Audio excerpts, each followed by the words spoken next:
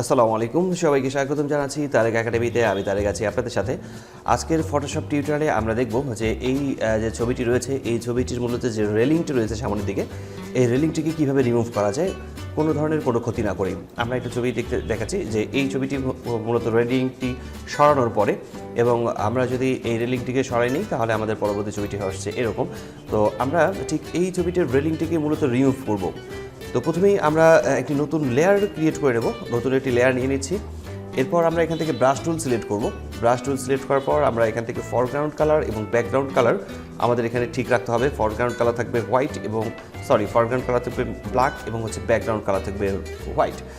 তো আমরা ছবিটিকে একটু জুম করে নেব এবং ব্রাশ আমরা এখান থেকে দেখতে পাচ্ছি। ব্রাশ আমরা এখান থেকে এই হার্ডনেস ব্রাশটিকে আমরা সিলেক্ট করে রাখছি। এরপর হচ্ছে এই যে রেলিংটি রয়েছে, এই রেলিংকে চেয়ে একটু ব্রাশটাকে একটু বড় করে নিতে হবে এবং আমরা ছবিটিকে জুম করে নিচ্ছি। জুম করে নেওয়ার পর এখানে ক্লিক করলে এটা মূলত ব্ল্যাক হয়ে যাচ্ছে, এবং শিফট প্রেস করে আমরা এখানে ক্লিক করলে এটা পুরো লাইন চলে আসবে। ঠিক একইভাবে আমরা শিফট প্রেস করে ধরে এগুলোকে সিলেক্ট করে নেব, রেলিংগুলোকে। আবারও ঠিক আমি এখানে ক্লিক করছি, আমরা শিফট প্রেস করে এটাকে সিলেক্ট করছি। তো এভাবে আমরা এই রেলিং যতগুলো রয়েছে এই সবগুলো রেলিংকে আমরা ধীরে ধীরে ঠিক এভাবে সিলেক্ট করে নেব।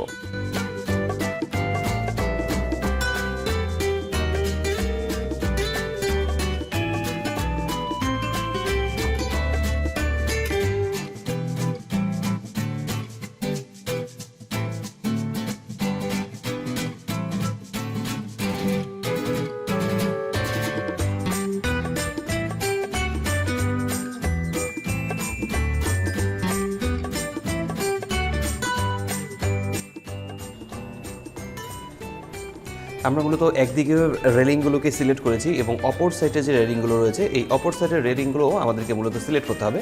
এর জন্য আবারও আমরা ছবিটিকে জুম করে নেব। আবার আমরা এখানে ক্লিক করছি, করে আমরা এটাকে সিলেক্ট করে নেব।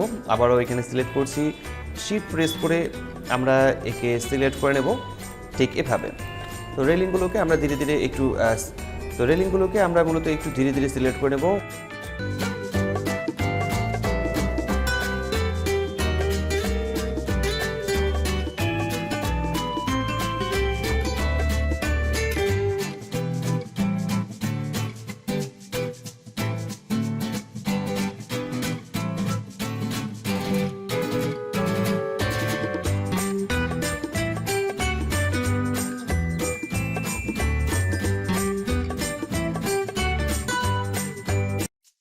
সব জায়গাতে মূলত সিলেকশন হয়ে গেছে, আমরা মূলত সিলেকশন করতে পেরেছি, এবং রেলিংয়ের যে যে জায়গাগুলোকে সিলেকশন করা দরকার আমরা ঠিক সেভাবেই আমরা ব্রাশ টুল ব্যবহার করে খুব সহজেই সিলেকশন করতে পেরেছি। এরপরে আমাদের কাজ হচ্ছে এই যে লেয়ারটি আমাদের এখানে নতুন নিয়েছিলাম, আমরা এই লেয়ারের আমরা চোখটাকে অফ করে দিচ্ছি। আমরা লেয়ারের আইটিকে অফ করে দেবো এবং কন্ট্রোল প্রেস করে এই লেয়ারে ক্লিক করব।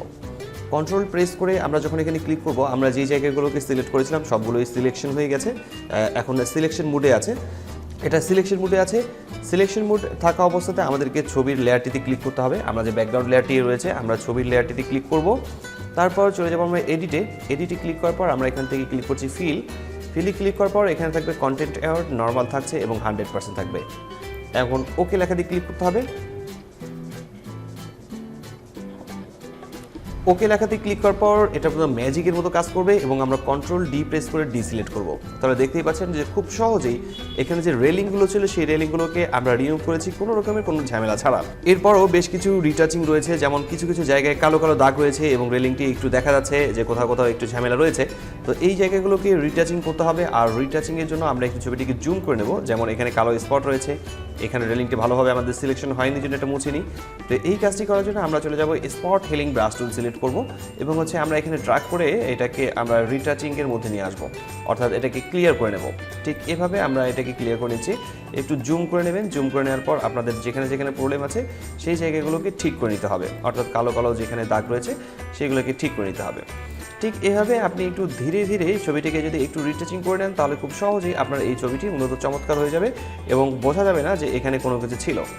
তো এইভাবে মূলত ছবি খুব সহজেই রিটাচিং করা যায় এবং কোনো রকমের ঝামেলা ছাড়াই মূলত আমরা ছবিটির যে রেলিংটি রয়েছে সেই রেলিংটিকে রিমুভ করতে পেরেছি।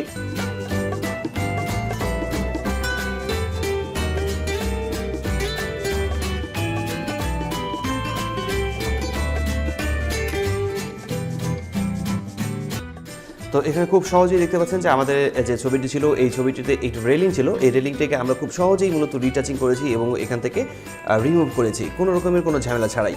তো আশা করি বিষয়টি বুঝতে পেরেছেন এবং কোথাও কোনো বুঝতে সমস্যা হলে অবশ্যই কমেন্ট বক্সে কমেন্ট করে জানাবেন। আমি প্রতিটি কমেন্টে রিপ্লাই করে থাকি এবং আপনারা যারা আমার চ্যানেলটি প্রথম দেখছেন অবশ্যই সাবস্ক্রাইব করে পাশে থাকা বেল আইকনটি ক্লিক করে রাখবেন পরবর্তী ভিডিওর নোটিফিকেশন পাওয়ার জন্য।